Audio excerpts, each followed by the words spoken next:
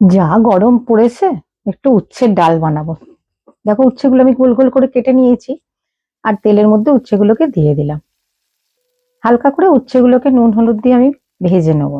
আর ওদিকে আমি একটু কাঁচা মুগের ডাল একটু সিদ্ধ করে নিয়েছি।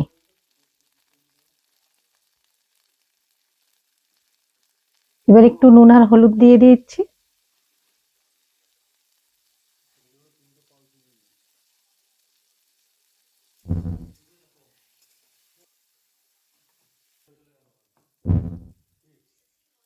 একটু দানা দানা রয়েছে, একটা সিটি দিয়েছি, দিয়েই সঙ্গে সঙ্গে খুলে দিয়েছি।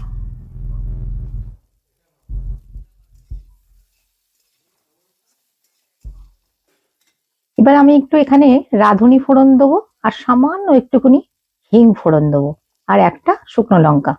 উচ্ছের ডাল হলেও আমাদের লঙ্কা দিতে হয়, কারণ আমাদের বাড়িতে খুবই ঝালটা খায়। ব্যাস, এই ফোড়নটা দেওয়ার পরে একটু নাড়িয়ে চাড়িয়ে ডালটা ঢেলে দেবো। খুবই সহজ রান্না। আর যা গরম পড়েছে, এই রকম ধরনের তিতো জিনিস তো খেতেই হবে।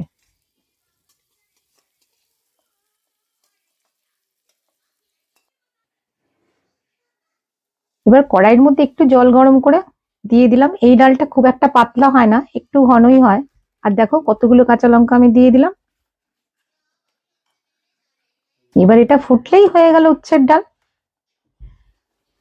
একটুখানি নুন আর হলুদ আমি ডালেতে দিয়ে দেবো, কারণ নুন আর হলুদ আমি শুধু উচ্ছেদে দিয়েছিলাম, ডালটা শুধুই সিদ্ধ করেছিলাম। ফুটে গেছে, দেখো আমি নামিয়ে নিয়েছি।